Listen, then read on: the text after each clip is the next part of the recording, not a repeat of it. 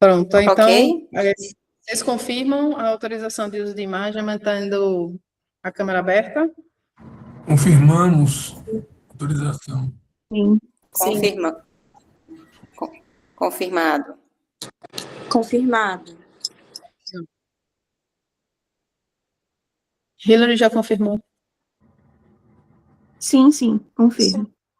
Tá, massa. Então, bora lá.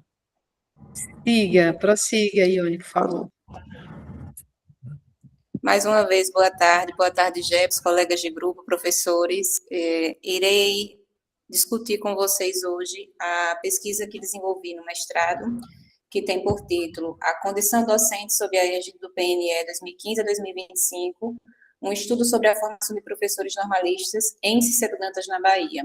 Essa dissertação foi defendida no último dia 27 de 3 de 2026 e contou com a orientação da professora Simone. Foi desenvolvida no âmbito do programa de pós-graduação em educação da UNIT e também daqui do nosso grupo GEPS. Passando. A princípio, é interessante a gente contextualizar como foi que essa pesquisa nasceu. Ela simplesmente não brotou do nada. Na verdade, assim que cheguei no mestrado, a primeira coisa que nós temos que fazer é alinhar pretensões, alinhar possíveis temas àquela bagagem que nós trazemos da graduação e, claro, adequar aquilo que nós temos de guarda-chuva aqui do grupo de pesquisa. E dos temas que foram propostos em discussão com a professora Simone,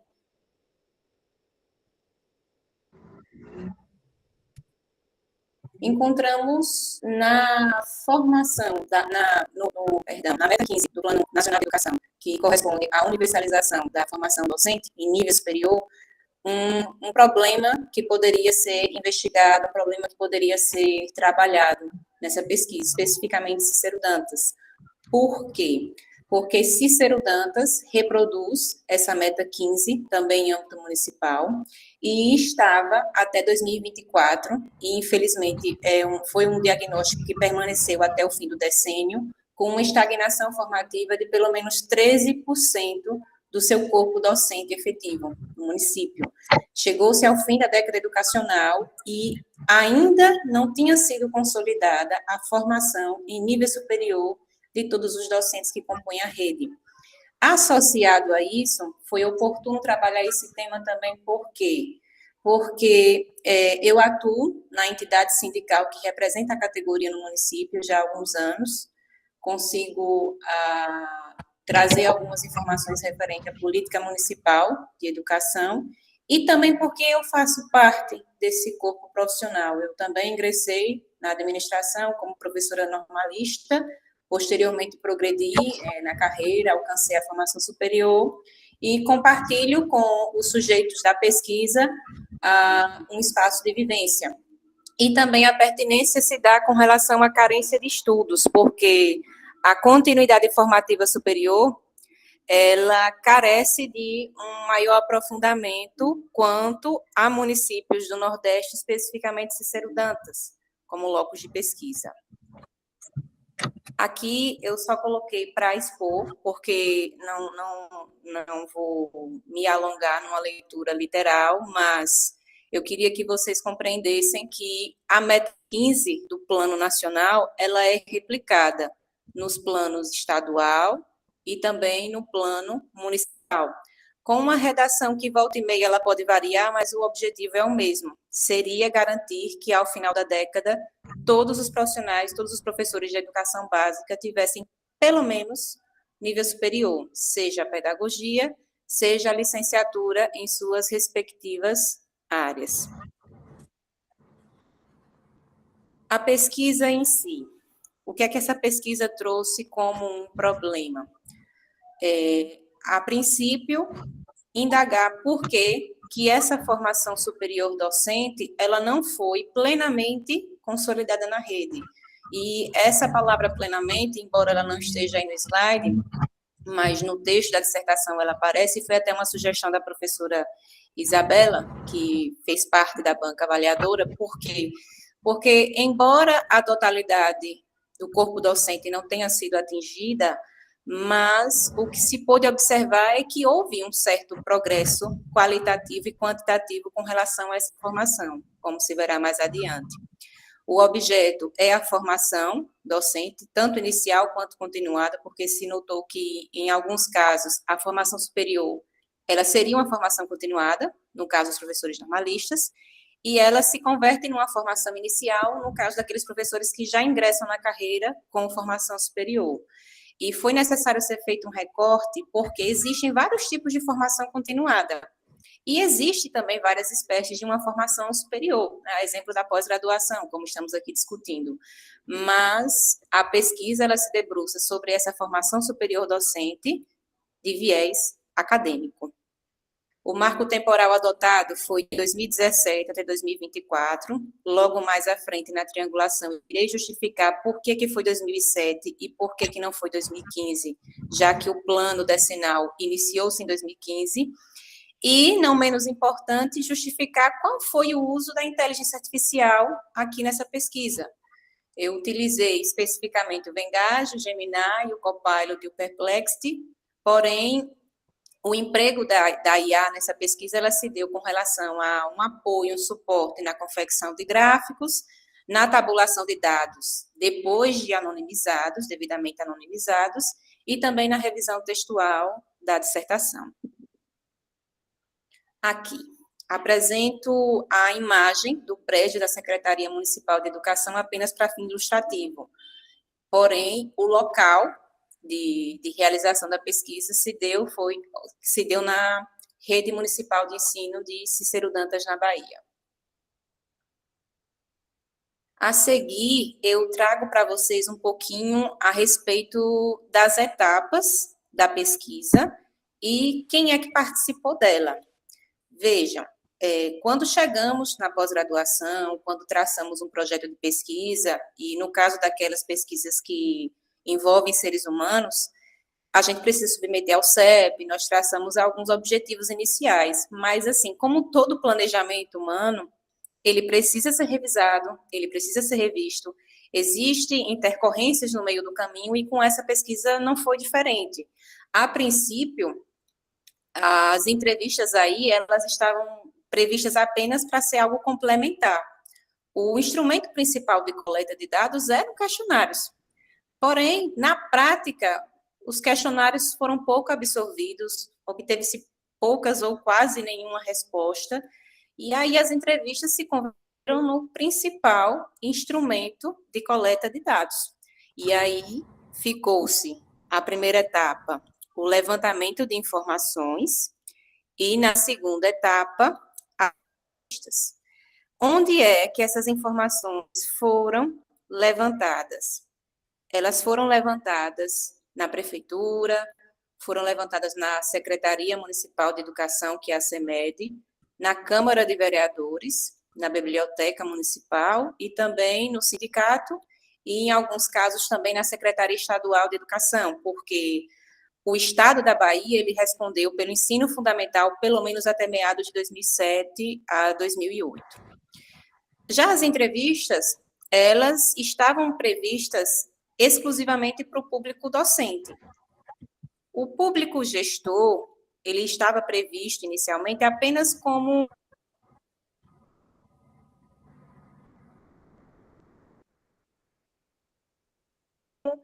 uma fonte de informação complementar. Eles não estavam categorizados como participantes. Só que, ao longo das entrevistas com os docentes em si, os participantes, foi necessário buscar esses gestores, esses ex-gestores, para compreender aspectos específicos do histórico, de como a formação docente ela foi abordada no município, de como ela foi trabalhada pela rede. E aí, as entrevistas elas foram com os professores permanentes da rede, de preferência que eles foram estágio probatório, que estavam no efetivo exercício da docência. Não foi possível abranger professores temporários, justamente por conta de ser um tema bastante sensível, ainda mais um município de pequeno porte. Essas entrevistas foram realizadas entre o mês de junho e julho de 2025, e as entrevistas com os gestores foi de tal modo, um pouquinho complicado, por conta da disponibilidade desses gestores, porque estavam em início de gestão, era uma mudança de representantes da pasta, e só consegui entrevistá-los realmente depois da qualificação que ocorreu em novembro. Mas eles foram ouvidos, gestores e gestores, e aí abrangeu prefeitos, assessores, secretários municipais e também um dirigente sindical. Sujeitos de pesquisa, como tinha mencionado, foram os professores, que até 2024 estavam incluídos nesse cenário aí.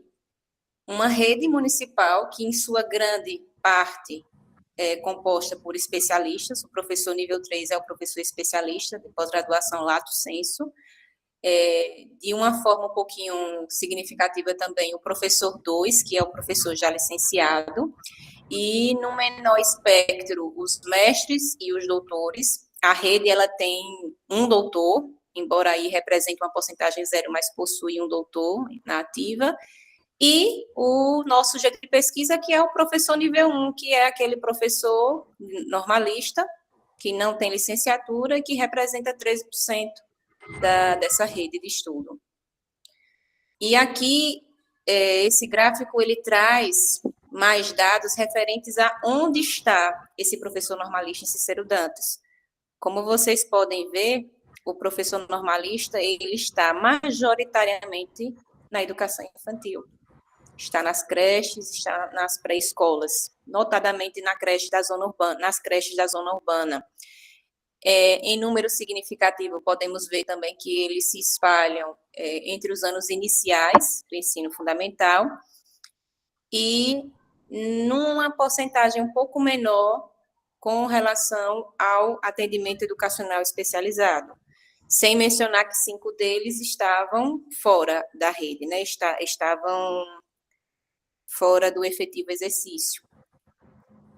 Isso aconteceu, essa distribuição majoritária aconteceu entre anos iniciais e educação infantil. Foi possível compreender esse fenômeno aqui, porque entre 2015 e 2016 houve uma reestruturação da rede, houve um remanejamento para atender a normativa da LDB, que a LDB ela excepcionava o curso normal médio apenas para atuação justamente na educação infantil e nos anos iniciais.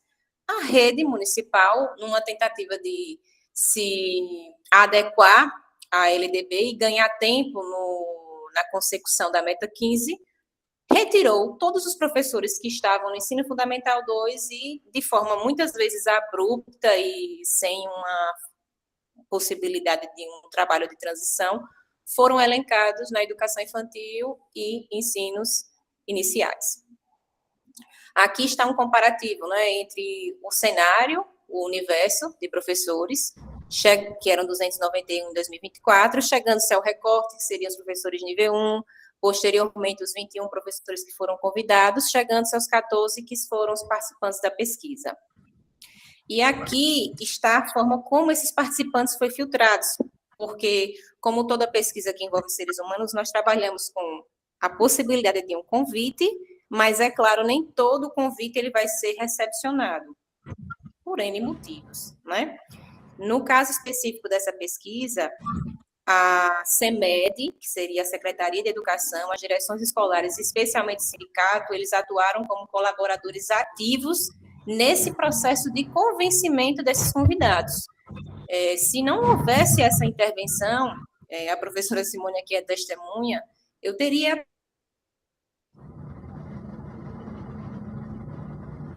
apenas 2 participantes, e aí dificilmente traríamos um retrato mais robusto da realidade investigada. Uma população que começou em 28, à medida que foi se colocando o filtro da estabilidade, do efetivo exercício, da recusa em responder ou não, chegamos a uma amostragem de 14. E isso aqui bateu com a amostragem sugerida no projeto, que foi enviado ao CEP, que foi aprovado pelo CEP. E, claro, corresponde pelo menos a 50% da população que estávamos investigando. Consequentemente, depois de identificarmos os professores que eram sujeitos de pesquisa, é necessário também destacar os outros participantes aqui, que foram gestores e também o sindicato. Aí, nesse gráfico, está disposta a relação dos gestores e ex-gestores que contribuíram com essa pesquisa de alguma forma. Alguns deles foram devidamente entrevistados, outros colaboraram fornecendo informações adicionais. Aqui está uma relação das fontes bibliográficas e documentais e dos lugares onde as respectivas fontes elas foram levantadas, os dados foram levantados, tanto a legislação quanto os planos, relatórios, editais, os dados funcionais e estatísticos, a história do município, que é relevante para contextualizar a pesquisa, e, não menos importante, as percepções pessoais e profissionais. E aí é que está. Temos aí os sujeitos, os participantes, mas também é necessário pontuar que existem os órgãos municipais, existe escola, existe repositórios municipais, poder legislativo e poder executivo, tanto os municipais quanto os estaduais e também os nacionais, já que essa meta envolve os 3 entes federados. Em metodologia, qual foi a metodologia aplicada? A metodologia, ela se fundamentou numa abordagem qualitativa, embora tenha sido trabalhado bastante com números também, bastante com porcentagens, caráter exploratório descritivo, foi uma pesquisa também documental e bibliográfica, só que ela também adotou um diferencial com relação à técnica da triangulação, que iremos analisar a seguir, somando também a observação com a pesquisa de campo, claro, a pesquisa com seres humanos, a submissão ao CEP, e, consequentemente, por se tratar, por potencialmente envolver temas sensíveis dentro de um contexto de um município de pequeno porte, foi necessário e foi realizada a anonimização dos participantes, tanto professores quanto sujeitos. Todos eles contaram com codinomes. E as referências foram Lacatos, foi Deslandes, Marconi, Minayo e Flick, que fundamenta a técnica da triangulação. Aqui está a ilustração da triangulação na pesquisa, mas antes de eu adentrar com mais profundidade aqui, eu queria ouvir vocês com relação a isso. Não sei se tem alguém presente que tenha feito algum tipo de pesquisa se debruçando sobre a técnica da triangulação. Caso tenha, eu gostaria de ouvi-los a respeito disso. Quais são os limites? Quais são essas possibilidades da triangulação nas pesquisas de educação? O que vocês já viram? Eu gostaria de saber um pouco a experiência de vocês nesse sentido.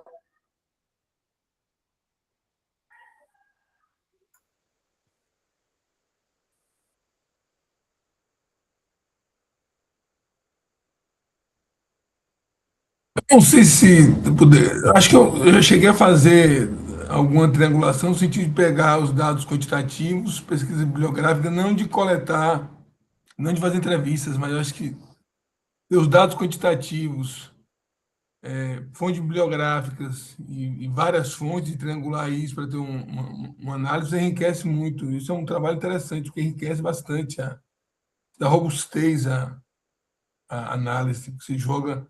Agora, o que eu estava pensando aqui, no seu, na questão, você tem uns dados, você tem um valor de dados, você não pode chamar ele de uma pesquisa quantitativa.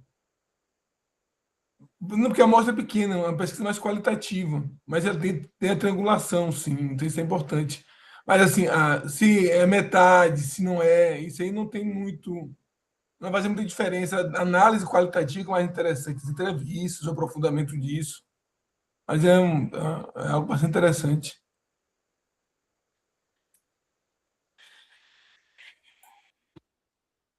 Só Fábio? O povo está tímido.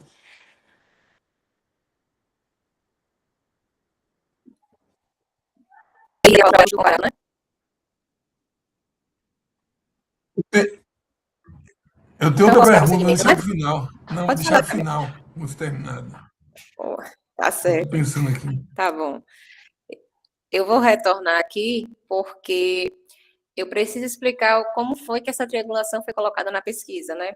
Assim, o eixo central foi colocado a formação docente em nível superior, né? Porque ela é o norte que deu construção, não é, ao texto.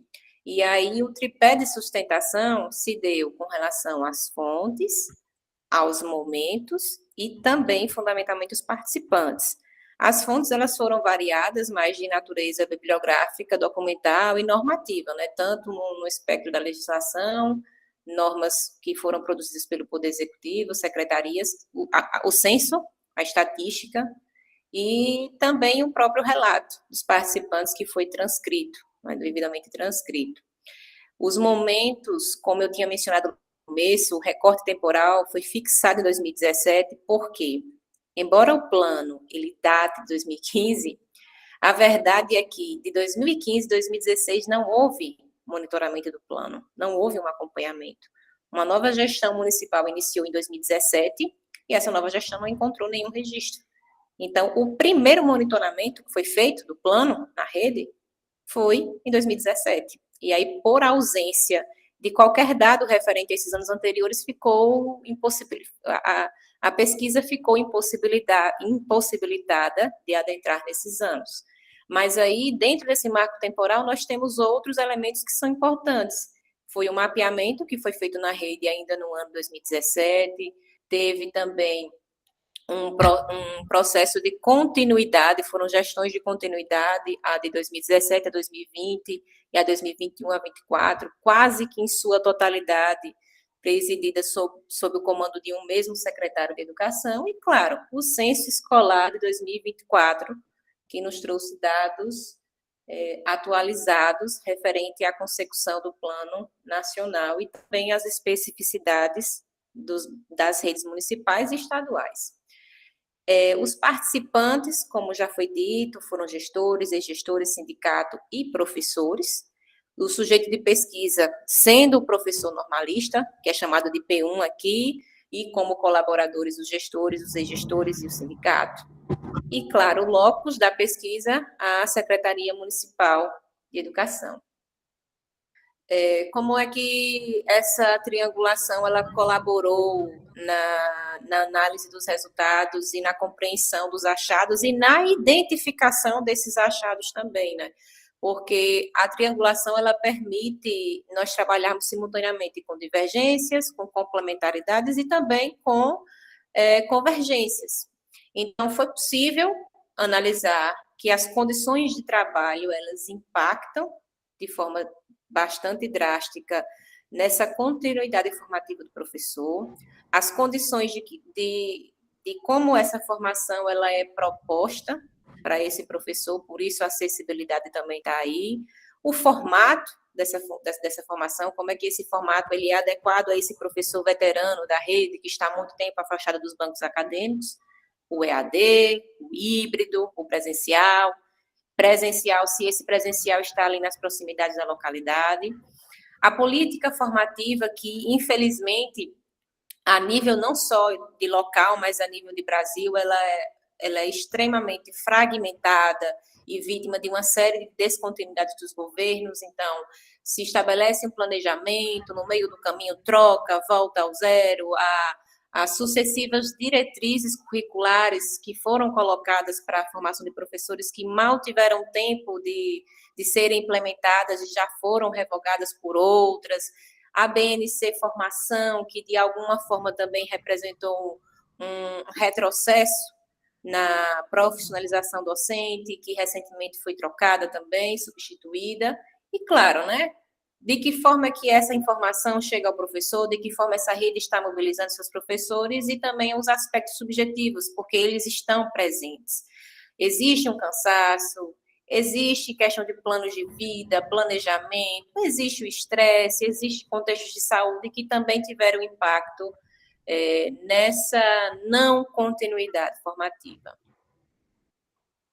As categorias de análise que foram empregadas para sustentar o respaldo teórico das conclusões aqui trazidas foram a profissionalização da carreira docente, conforme os escritos de Nóvoa, também a formação e saberes docentes de Tardif, com um destaque especial à pluralidade de saberes, notadamente saberes de formação, saberes disciplinares curriculares, e os saberes experienciais, que das entrevistas viu-se que é super valorizado por elas e, em alguns momentos, de uma forma até equivocada, é trazido como se fosse uma carta branca. A experiência em sala de aula é uma carta branca que justifica a não continuidade formativa. Não há prejuízo, não é necessário mais, do jeito que eu estou, a minha experiência, ela respalda que eu continue só com o curso normal. E também a crítica a todo esse processo com relação à superiorização e universitarização da carreira docente, que aqui no Brasil o caminho adotado foi esse, né? A universitarização das carreiras, sendo uma delas a de professor, com a gradual extinção dos cursos normais. E aí essa reflexão foi trazida por Pimenta e por Bernadette Gatti, que Gatti, individualmente e coletivamente, ela traz dados bastante descritivos, tanto numérico quanto qualitativamente, a respeito da formação docente superior no Brasil. Dos cursos de formação superior docente, ela traz um comparativo, ela traz críticas bastante contundentes de que essa formação ela precisa melhorar, né? E alguns apontamentos que a doutrina, que os teóricos da educação, as categorias de análise trouxe para a pesquisa, que foi incorporado na pesquisa, foram esses pontos aqui, tentar entender a educação como uma política pública, como uma política de Estado e não como uma política de governo. É necessário quebrar essa lógica de descontinuidade, de fragmentação, de interrupções. A gente precisa reconhecer que o contexto político, de forma nacional, afeta bastante a condução da política formativa. Vocês imaginem isso dentro de um contexto municipal, que o contexto municipal é ainda mais vulnerável à ingerência de lideranças políticas que muitas vezes sequer têm uma formação, sequer têm um conhecimento técnico da área. É preciso trabalhar também essa formação continuada, não só como um dever, porque na visão da maioria dos professores ouvidos, essa formação continuada, ela é um pouco demonizada porque ela é imposta. Eu sou obrigado a ir, mas eu fui. O que é que eu me lembro? O que foi que eu aprendi nesse encontro? Nada. Serviu de nada.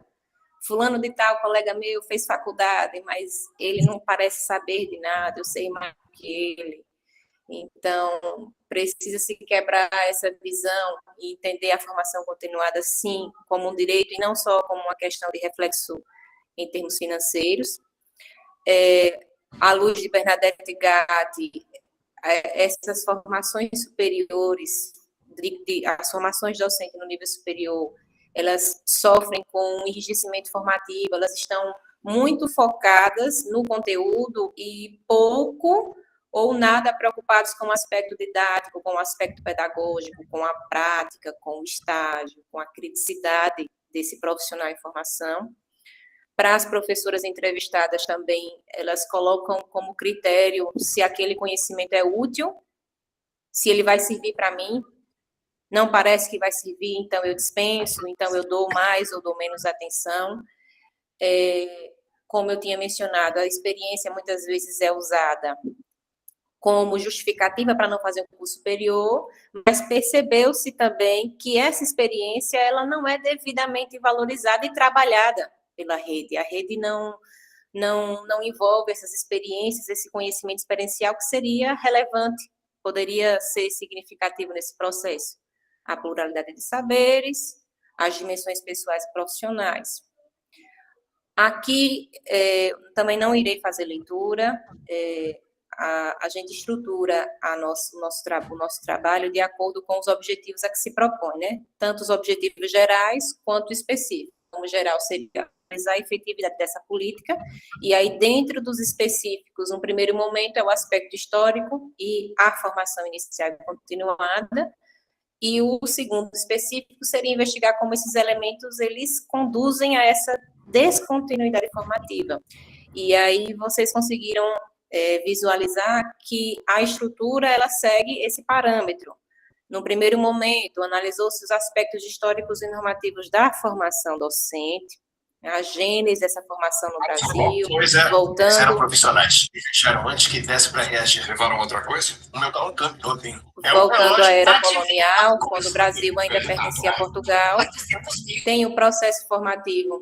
Em que momento é entendido esse processo formativo como algo inicial, como algo continuado, contexto histórico e normativo de Cícero Dantas, e principalmente a seção 3, né, porque ela vai mergulhar realmente nos dados que foram coletados nessas entrevistas e nos repositórios bibliográficos documentais.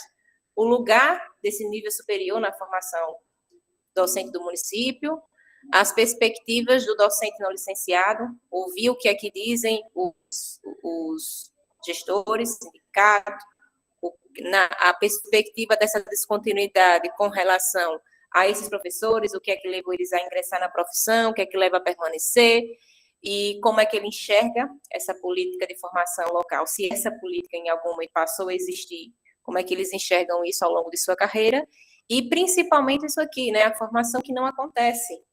Quais foram os elementos-chave para compreender essa formação que não acontece? Uma descontinuidade formativa, está atrelada também a uma exigência administrativa. Eles encontram, de alguma maneira, um espaço para manter-se sem formação, porque não há uma imposição. Não é? Existe a cobrança, mas não existe aquilo de dizer, se você não cumprir essa formação, você irá perder seu emprego. Tem a dicotomia entre a perda do tempo e aquilo que poderia ser uma aprendizagem significativa. Outro gargalo seria o regime previdenciário extremamente desvantajoso para o professor municipal. A maioria argumenta que já estaria aposentado se a aposentadoria não fosse assim tão financeiramente desvantajosa, só a maioria está ali porque por conta do impacto financeiro, e também as cristalizações dos movimentos, né? Dentro de um aspecto de final de carreira, o que é que poderia mover, ou o que deixa assim, eu só estou esperando o meu termo profissional chegar. Aqui eu cito alguns impulsionamentos, aquilo que conduziu a pesquisa e aquilo que de alguma maneira significou uma dificuldade, né? Dificuldade, num primeiro momento, foi a baixa adesão aos convites, documentos a nível municipal que ainda não tinham sido digitalizados, documentos que eram físicos, aí é aquele trabalho mais manual de ir atrás, de pegar, de escanear, de tirar uma foto. Muitas vezes a pessoa não pode pegar, né, o pesquisador ele não pode pegar e levar para casa, tem que consultar e fazer anotações ali mesmo no lugar.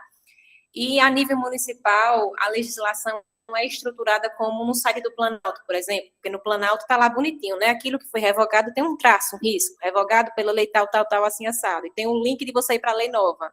No município, infelizmente, não é assim ainda. E, claro, como impulsionamento, está aqui dentro da própria rede, da legislação local, existe esse reconhecimento e mecanismos de apoio ao servidor que pesquisa, a preferência da educação como objeto de pesquisa e também um repositório virtual, a exemplo de uma revista municipal no setor da área da educação. Alguns achados, eu queria, a princípio, antes de comentar esses achados aqui com vocês, eu queria trazer essa outra pergunta, não é? Antes de eu comentar esses achados, considerando que o principal problema discutido é essa não licenciatura no percurso docente, eu queria saber da parte de vocês, assim, que estratégias poderiam ser pensadas para superar esse tipo de problema, porque o cenário de Cícero Dantas, ele também é um cenário compartilhado por outras localidades, principalmente redes municipais.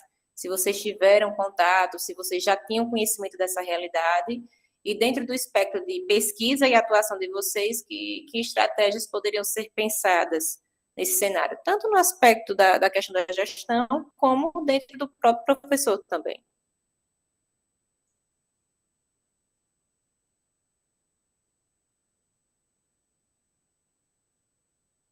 Posso falar? Tá me ouvindo? Ione, diante das falas que você comentou de alguns dos professores, né, as dificuldades que eles levantaram para fazer a licenciatura, eu acredito que uma opção boa seria um incentivo financeiro, assim como está acontecendo atualmente, com incentivo para os licenciandos, né, que estão se formando agora, eu acho que talvez a opção seria dar esse incentivo financeiro aos professores que estão em exercício, mas que não têm ainda essa licenciatura. Talvez seria, né, algo que incentivasse eles a fazerem, já que muitos não observam esse incentivo em somente, não sei, criar uma política pública que se faça esse incentivo, cursos que eles possam fazer que seja mais próximo da região em que eles vivem. Eu acho que esse tipo de situação já deve ocorrer, mas devido aos comentários que eles fizeram, talvez o incentivo financeiro chamasse a atenção deles. Ione está que tá com essas perguntas, viu? Oi, Ione. Eu acho que o Cícero Dantas ele apenas reproduz o desinteresse pelas licenciaturas. Então, a população, os professores estão envelhecendo, você não tem mais, na maioria, 99,9% das instituições de ensino superior privadas não tem mais curso de licenciatura, a não ser à distância. Tem nas públicas, então, ainda. Então, a carreira não é atrativa, isso aí já está público e notório. Então, Cícero Dantas apenas reproduz esse desinteresse pela licenciatura. Pelo menos é uma percepção, que é um fenômeno nacional e até mundial. Assim. As pessoas não querem mais ser professor. No Brasil é difícil, paga mal, muito sofrimento, doença, condição de trabalho, de vida. Então, aí precarizou muito a condição de formação e de valorização e de atuação profissional. Então, não é mais atrativa a carreira. Está retratando Cícero Dantas é uma coisa que se observa no Brasil inteiro.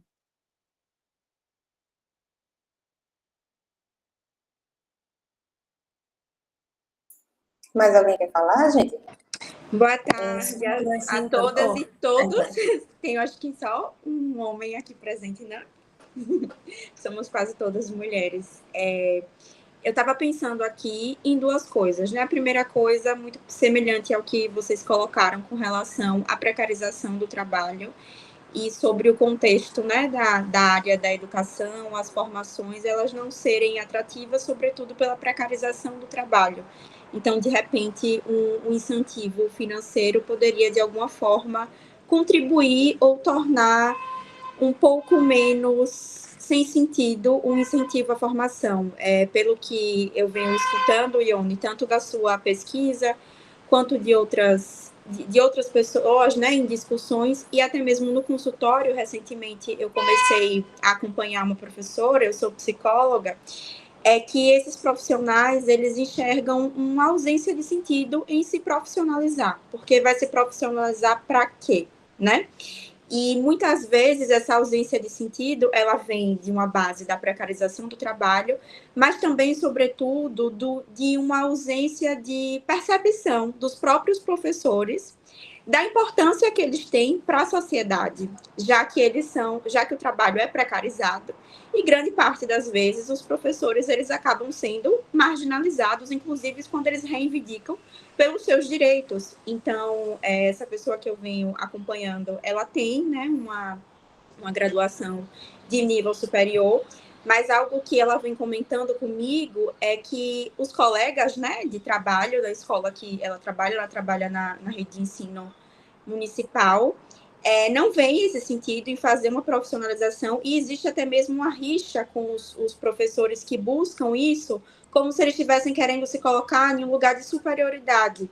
Então, eu acho que é um debate muito complexo e que é penetrado por um conformismo também por parte dos próprios profissionais, mas eles se colocam nesse lugar de conformismo por ser um ambiente extremamente precarizado, desde a estrutura, as próprias condições de trabalhos que eles têm, a remuneração. Então, como é que a gente pode se falar em uma formação continuada quando as remunerações que esses professores têm muitas vezes são irrisórias? Como é que eles vão conseguir bancar isso e diante desse cenário de desvalorização profissional?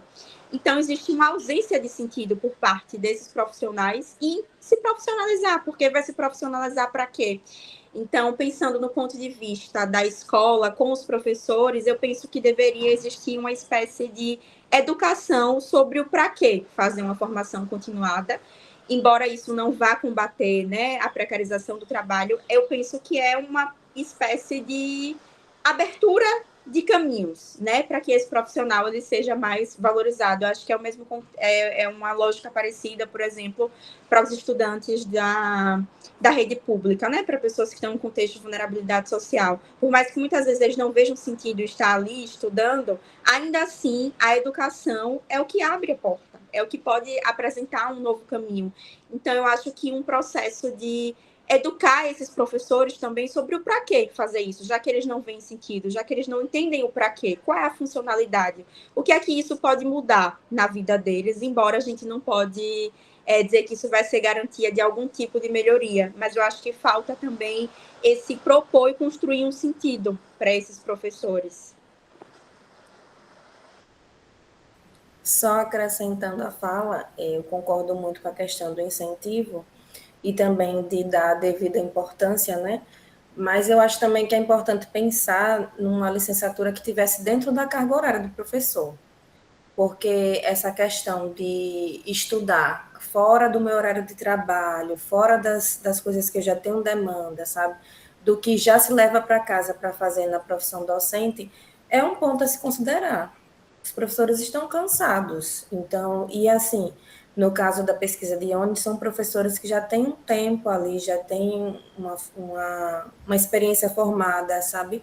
Então, eu acho que é preciso um incentivo, mas é preciso pensar em alternativas ali já dentro do contexto que eles estão, sabe? Até porque seria mais uma atividade durante o pouco tempo de lazer que se tem. Então, também tem isso. Acho que isso é bem considerável.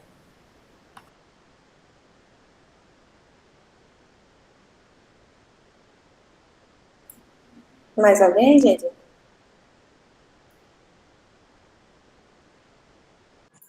É preciso um incentivo e um incentivo que seja realista, né? Levando em consideração as condições pelas quais esses profissionais estão inseridos e todas as coisas que vão emergindo a partir disso, eu acho, né?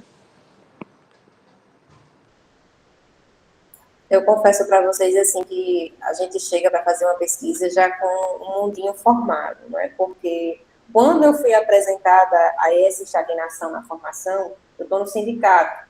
Deixa eu ver, eu sou professora também, eu também vim da escola normal, mas eu fui fazer licenciatura, claro, primeiro pensando na progressão de carreira, no aumento salarial, mas era vendido esse dado estagnado como um conformismo. Ah, são profissionais que estão conformados, são profissionais que não têm interesse. E aí eu me vi numa situação de que eu sou ao mesmo tempo sindicalista, sou professora e eu não posso tratar esses dados como uma pessoa que é rival da gestão.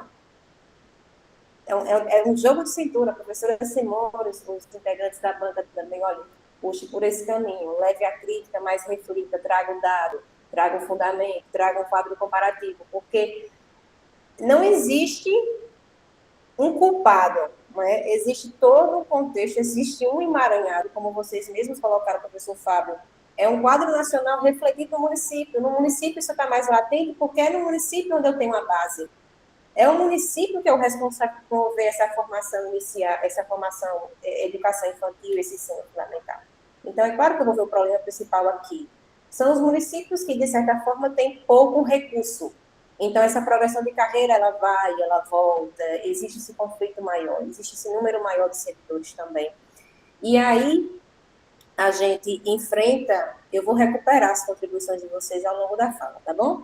A gente volta aqui aos achados, porque, de certa forma, essas 14 profissionais que foram ouvidas, todas do sexo feminino, com a formação prévia no curso normal, algumas delas, inclusive, já têm registros de exigência de que, já no passado, já exigiram que eu fizesse esse curso normal. No passado, eu já fiz o ProLeigos, agora estou sendo obrigada a fazer essa... Estou cansada, eu estou esgotada, entendeu? Não vejo, eu fiz uma formação e eu não vejo significado, como a Gabriela mesmo colocou, né? Até que ponto esse sentido da profissão? Por que esse desejo de continuar, né, ensinando, ele morreu ao longo da carreira? Será que as condições não estão por trás disso? E aí vem essa alocação da educação infantil, da zona urbana, vem essa faixa etária, esse corpo docente que está envelhecido, não só do P1, das outras carreiras também, essa trajetória de mais de 30 anos de carreira e essa ausência de perspectiva mesmo. Não, eu não pretendo não fazer. Aqui eu trago um quadro dessa evolução, porque embora haja estagnação, ao longo de 2015 para cá, houve, de certa forma, vocês podem ver, que o P1 aqui seria esse azulzinho, ó. Em 2015 ele era o máximo. E ele foi caindo ao longo do tempo, porque houve, de certa forma, uma adesão a essa formação continuada, só que ainda com resquícios da formação do curso normal. E aqui, especificamente, é um dado novo que eu, a professora Simone, que nós construímos, e um dado que eu forneci à secretaria. A cada ano, quantos que era professor P1 subiu para P2? E aí houve um boom, né, de 2021 para 2022, porque dos dados coletados, houve um empenho maior da secretaria no sentido de convencer, de oferecer bolsas, de melhorar um plano de carreira, para que esses professores vissem sentido nesse curso superior. E aí, considerando a duração, né, de 4, 5 anos, a gente vê que o que começou aqui, desbocou aqui. Só que está aqui também estagnou. Foi saturada a política, né? O que tinha que alcançar, a gente percebe aqui que alcançou. Retorno à síntese. Trouxe um quadro também com a síntese de tudo que foi levantado, tanto das docentes, como também dessas contribuições com gestores. E aí eu chamo a atenção de que houve sim incentivos, né? Existe no plano de carreira realmente a questão do aspecto financeiro, e que ela é dita, né, pelos professores, mas que esse aspecto financeiro não é o suficiente para as entrevistadas terem esse movimento na sua carreira, né? Elas ainda têm uma visão muito de maternagem da educação infantil, de fazer aquilo por amor, por se identificar. E quando você tem essa visão romântica, essa visão da educação infantil como algo assistencial, como o papel da mãe, você não precisa se profissionalizar para isso, sabe? Ainda é uma herança de um tempo que a educação infantil ela era da assistente social e não era pertencente à educação. Isso, Cícero Dantas, ocorreu também de forma tardia. Esse afastamento no passado se deu pela falta de condições financeiras, pelo maior obstáculo ao curso superior, e hoje a maioria argumenta que é o cansaço. Eu estou cansada, eu trabalho demais, eu quero ficar, como a Ana Paula colocou aí, né? Eu quero ficar com a família. O tempo que eu não estou na escola, eu só quero ficar em casa, eu quero ir para a igreja, eu quero visitar meus parentes. Elas alegam muito que a sobrecarga já esgotou, né? E aí também é diagnosticado que elas reconhecem.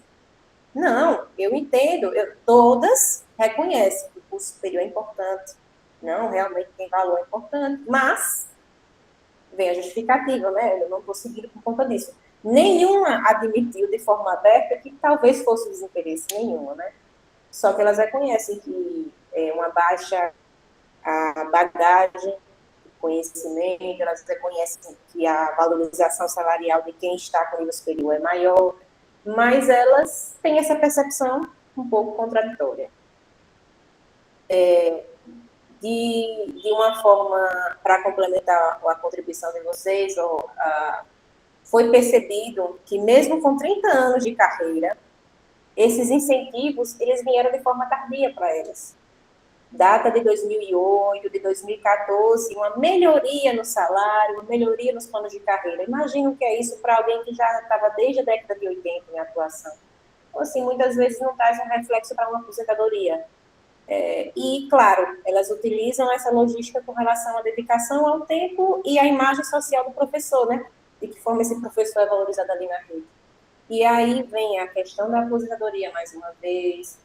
As formações propostas não chamam a atenção, não instigam, não engajam, são só aqueles encontros para cumprir tabela, porque é obrigatório estar ali, mas nenhuma delas conseguiu, durante a entrevista, reportar qual foi o assunto, por exemplo, da última reunião de professores que vocês tiveram na escola? Nenhuma lembrou, porque não tem esse feedback, não tem essa absorção. E algumas têm resistência, de uma forma velada, mas é perceptível isso, e enxergam essa formação como algo posto. De uma forma explícita, o plano municipal de educação, ele foi mal redigido, ele foi mal elaborado, ele reproduziu o plano nacional sem se atentar às especificidades locais. Então, assim, como é que você vai executar um plano que ele não tem conexão nenhuma com a realidade do seu local de trabalho, né? É uma fala até de um gestor que ele foi bem crítico nesse sentido. O professor, muitas vezes, não é ouvido na tomada das decisões, e isso foi levantado por elas. Poxa, eu estou há 30 anos aqui na sala de aula, será que eu não tenho nada a contribuir, né, com esses espaços de decisão? E outro ponto também que chama a atenção de Cícero Dantas, que é de Cícero, mas pode também ser compartilhado com outros municípios, é esse isolamento geográfico, porque Cícero Dantas está muito distante das instituições de ensino superior pública. Cícero Dantas tem uma dependência fortíssima do ensino superior privado e remoto. E esse formato, muitas vezes, ele não se adapta na carga horária do professor, como a Ana colocou, e não é atrativo, né? Porque para esses professores veteranos, talvez um novo formato dessa formação seria mais instigante. Outra perguntinha para vocês. Até que ponto essa política nacional, né, aquilo que é decidido de forma nacional, até que ponto isso consegue dialogar com a realidade dos pequenos municípios? Onde é que o macro encontra o micro? E não falo necessariamente agora da formação de professores, né, porque cada um de vocês tem um objeto de pesquisa diferente. Dentro da pesquisa de vocês, vocês enxergam isso? Muitas vezes um confronto, uma dissonância entre a perspectiva nacional e aquilo que é colocado de forma local?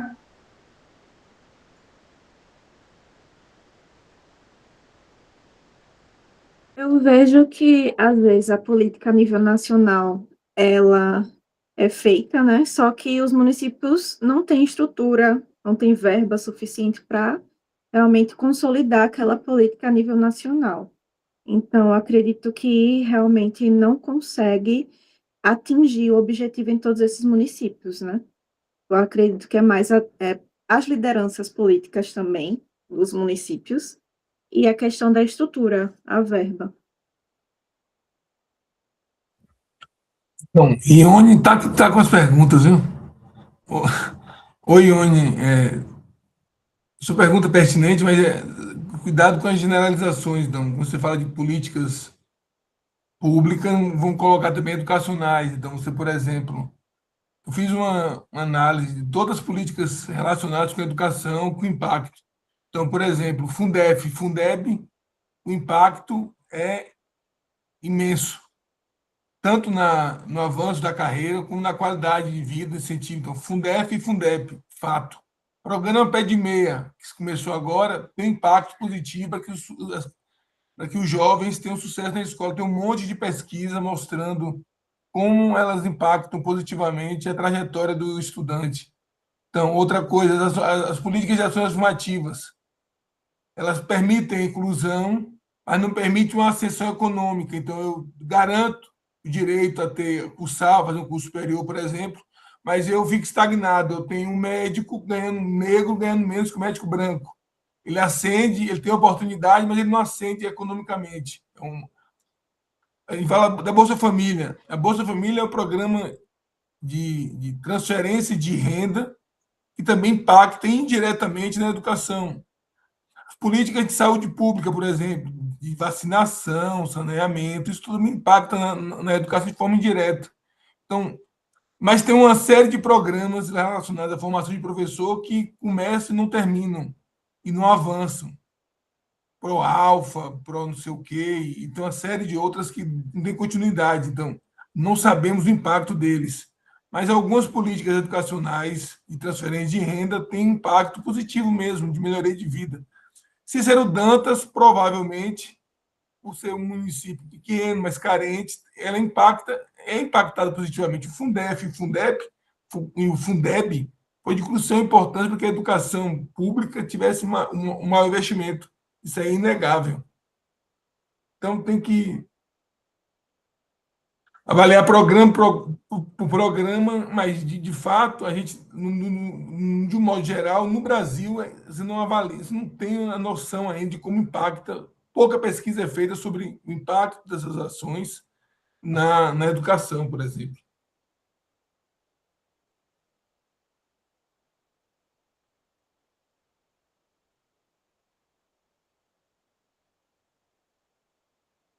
Bastante pertinente. Se não fosse com deve, dificilmente a educação municipal se sustentaria realmente. Mais alguém quer comentar alguma coisa?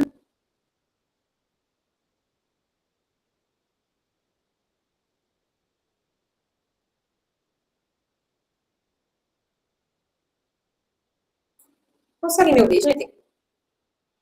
Sim. Eu posso dar continuidade, então, né?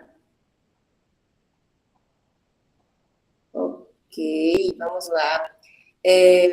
Por questões de tempo, eu trago, assim, algumas questões de fala, e até dentro do recorte que Fábio pontuou, a crítica, principalmente de forma reconhecida dentro da fala dos gestores entrevistados, ou nesse sentido, não do financiamento, né? Eles reconhecem que o financiamento básico, ele é feliz, ele é pertinente.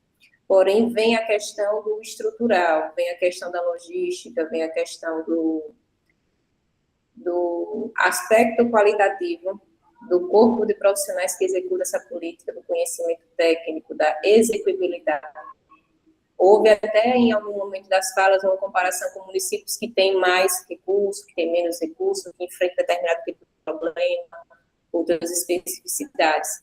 Mas o problema principal que eles levantaram com relação a essa formação é essa ausência do ensino superior público na região. E até uma das professoras que fez parte da banca Contribuir com o Trabalho, a professora Rita, que é professora da UNEB, ela destacou, não, no território existe, de fato, existe a UNEB. Tem uma UNEB, salvo engano, a 150 quilômetros, mas veja, a questão do limite territorial, né? A questão do acesso. Num tempo em que a gente discute acesso dos alunos à educação, é algo que também se reflete para professores e outras pessoas que querem esse ensino superior público ou mesmo ensino privado, quando o ensino privado oferece, né? Mas aqui eu só coloquei essas imagens aqui para ilustrar a percepção das docentes de que o curso superior talvez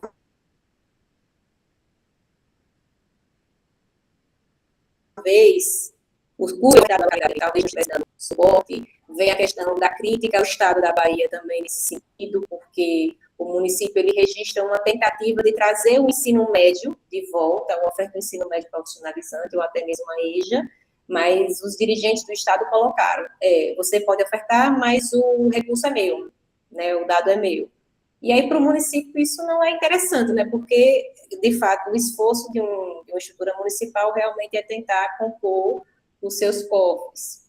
Vem a ideia de que houve uma época da carreira dessas professoras em que elas poderiam querer, que elas tiveram colegas que foram, que ela tentou e depois desistiu, mas que agora, já com a certa idade, não tem mais interesse.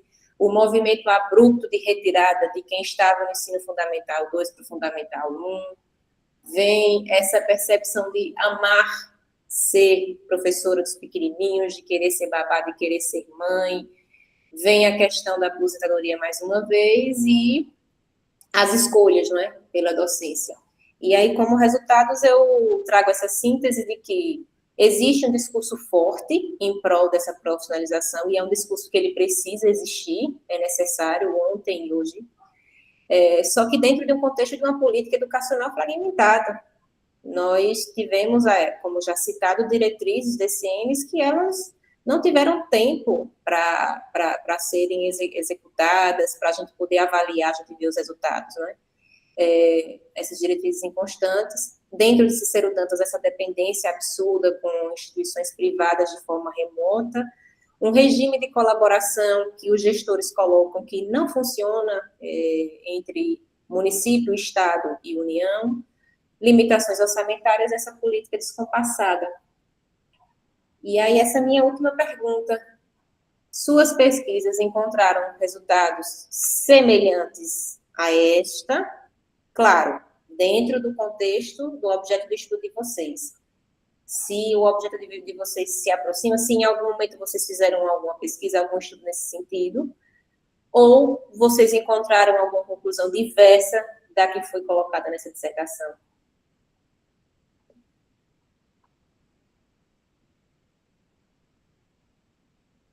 Eu estava pensando aqui, minha pesquisa ainda está no início, né? Iniciei agora, mas da minha experiência na sala dos professores e alguns comentários que eu já ouvi dos meus colegas, e pensando no meu objeto, né, que é a formação continuada a nível estricto sensu, mestrado, doutorado, eu já ouvi alguns comentários dos professores que eu acho que vai ser algo, vai se assemelhar com um pouco desses resultados que você encontrou aí, né, das falas dos professores, sobre essa falta de incentivo, esse para que eu vou fazer.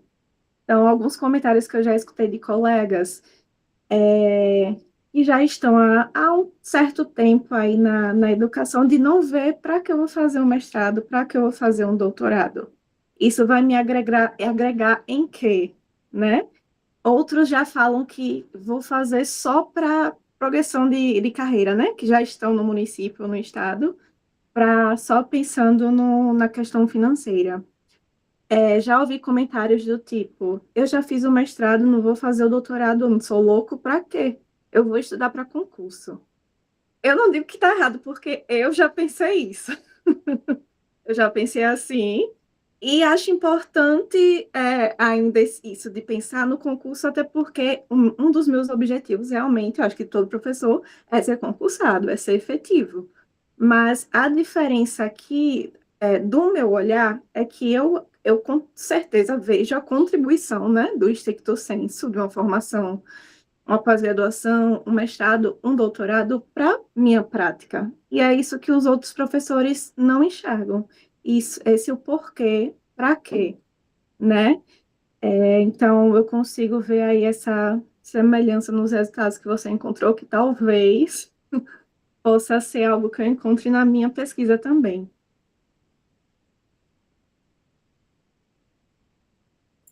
Muito obrigada, Hilary. Espero que você encontre um cenário um pouquinho mais acalentador. Algum outro colega quer compartilhar alguma coisa?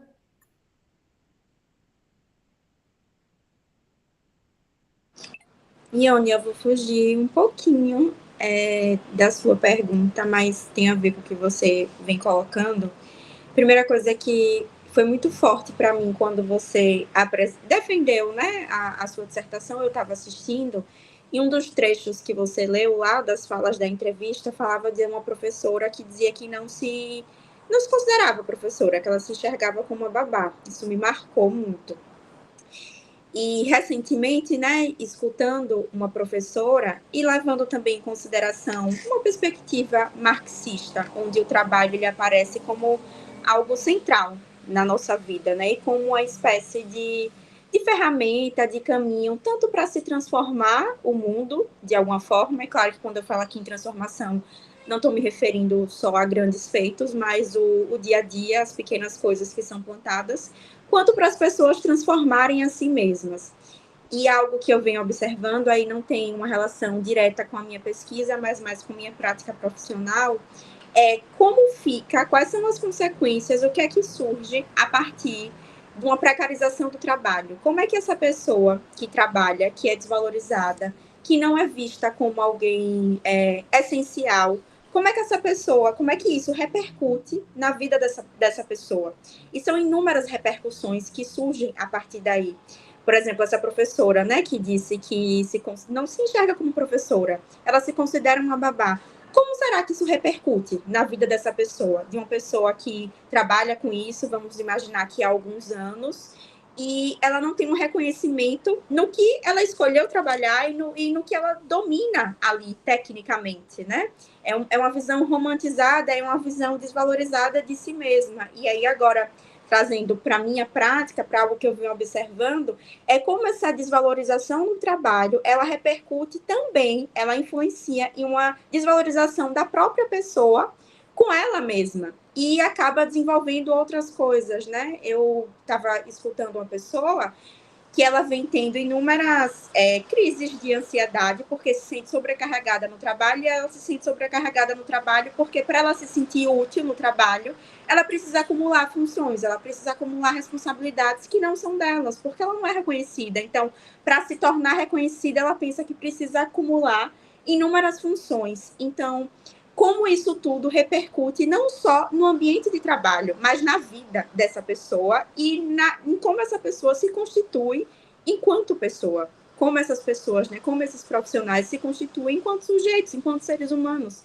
Se eles são desvalorizados no que eles escolhem fazer, no caminho que muitas vezes foi escolhido, não só por uma necessidade, mas às vezes por inúmeras outras fontes de escolha, e como você bem colocou, por uma escolha romantizada, de uma vocação, de um dom, de um ter jeito para isso, e não de enxergar isso como uma profissão, como um trabalho, como isso impacta significativamente na vida dessas pessoas, inclusive na forma como essas pessoas se tratam e se relacionam com elas mesmas e com as outras pessoas. Eu fiquei pensando muito nisso aqui enquanto você falava, e esse recorte, né, dessa fala foi algo que me marcou e que eu guardei, né, comigo, e eu sabia que em algum momento iria aparecer, né, e agora isso começou a aparecer no meu consultório, e isso repercute na vida dessas pessoas. Então, é uma discussão que vai muito além do que às vezes a gente consegue alcançar e do que a gente consegue imaginar. É muito mais subjetivo do que parece ser também. A ideia da pessoa, né, quando acaba de fazer a mestrado, que já quer fazer um doutorado, olha, isso aí dá um tema de estudo, né? Vamos fazer um estudo junto. Mas é isso mesmo, Gabriela, é indissociável, assim como Tardif, que é mencionado aí, Tardif Lessard, no item 3 da seção 3, o profissional ele se torna indissociável do pessoal, da sfera pessoal. Vem a ideia de tempo, também de Norbert Elias, porque a esses sujeitos, eles vão construindo a sua vida também de acordo com as suas condições que são postas. Então, essa identidade dessa docente, ela foi forjada dentro desse contexto. E aí, o que é que eu posso trazer nesse sentido, né? Porque ficou aquilo, tem esse diagnóstico, eu trouxe esse retrato, está aqui estampado. Aí foi uma dúvida que eu perguntei à professora Simone, professora, eu preciso dar sugestões, resgatando a primeira pergunta que eu fiz para vocês, né? Que estratégias a gente pode adotar para enfrentar isso? E foi algo que até desafiador, e foi algo que a banca contribuiu muito também, que as discussões do GEPS aqui, não sei se vocês perceberam, mas ao máximo, acredito que eu consegui abarcar o máximo possível de pesquisas que o GEPS ele propôs aqui nessa dissertação, foram de grande auxílio. E aí eu cheguei a alguns pontos, e são pontos que não dependem exclusivamente do professor, não dependem exclusivamente do município, e muitas vezes não é só uma questão financeira também, não é? Seria necessário uma reformulação desse sistema, desse regime de colaboração, porque a colaboração entre União, Estados e municípios, ela precisa ser melhorada muito, principalmente na formação docente, ela na prática não acontece em Cícero Dantas. Precisa se pensar nessa ampliação das instituições de ensino superior públicas, nessa ampliação até da iniciativa privada presencial ou semipresencial. Precisa haver um fortalecimento de comunicação e dessa relação entre quem decide a política pública, quem executa, com todos os sujeitos envolvidos. É necessário reestruturar as licenciaturas, como a gente percebe, o MEC já tem tomado algumas atitudes nesse sentido, que ainda são insuficientes, precisam melhorar, para a gente poder reverter esse cenário de fuga, não é? Desse capital profissional, desse capital intelectual da carreira docente. É necessário um suporte financeiro e técnico a essas redes, pode ser só municipais, mas também existem redes estaduais que são deficitárias, precisa ter isso. É necessário, como a Ana Paula também colocou e Hilary colocou, um novo formato de licenciatura que a gente possa oferecer para esses professores veteranos, não é? melhores condições de trabalho, sem dúvida nenhuma, isso é condição. E, assim, de uma forma até um pouco ambiciosa de minha parte, né? Quem sabe uma federalização da carreira docente?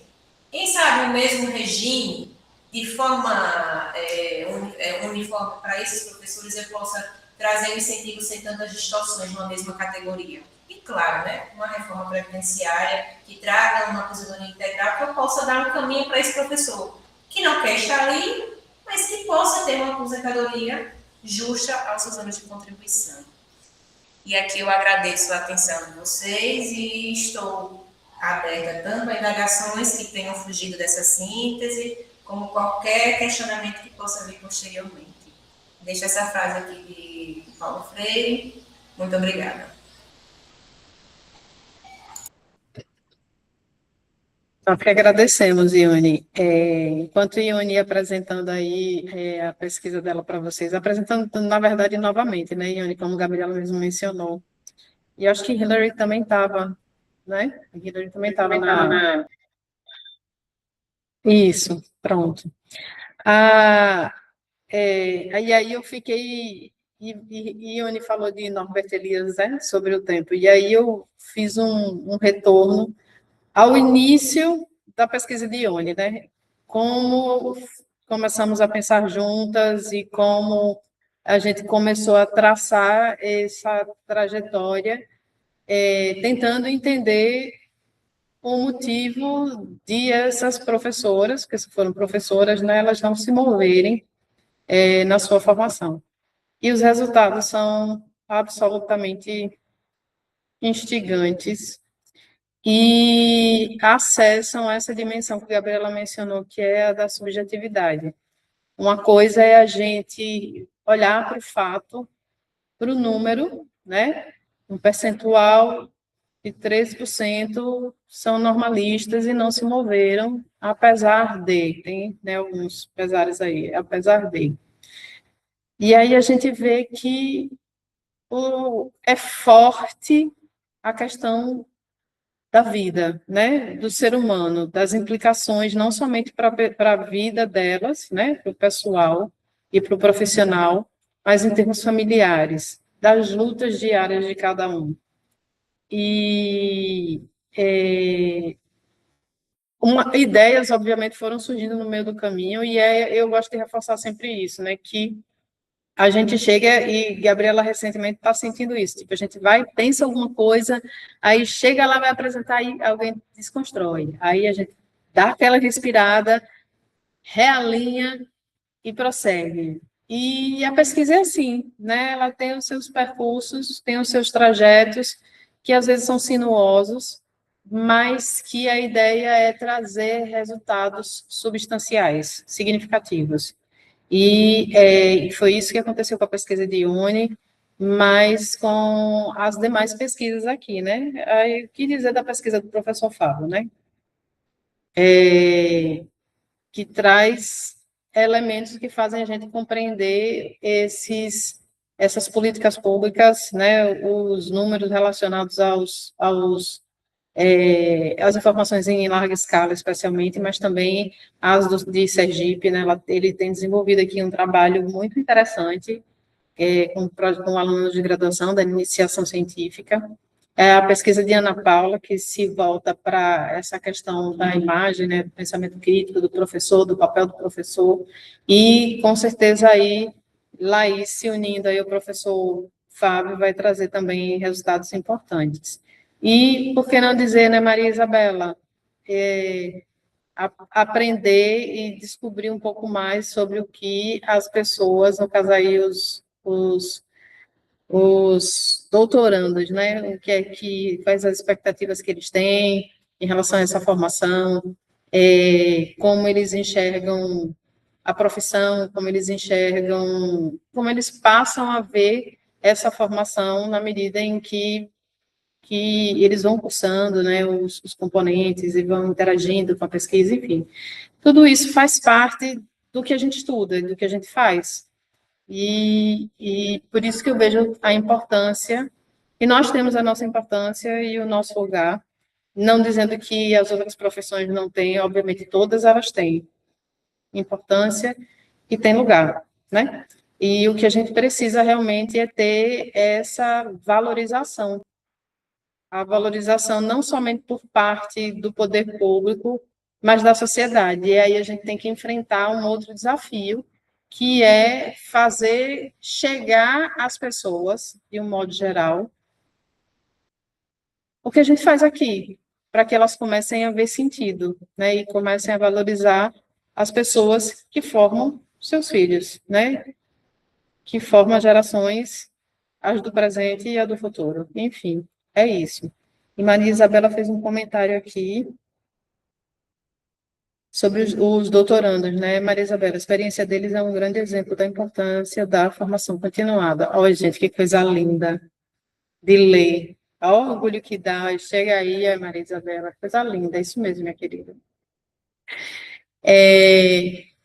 Enfim, aí eu quero deixar aqui livre para vocês, como Ione já deu aí canal aberto para vocês, já abriu o canal, se vocês quiserem comentar alguma coisa. Agradecer a Hilary, que disse que ia ter que sair, mas permaneceu aqui, forte e fiche, que nem machixe. Ai, meu Deus do céu, eu só olhando para o rostinho dela, depois vai ver que está entrando no desespero. Eu vou parar a gravação, né, porque já entrei no período de dizer as gracinhas, né, minha gente?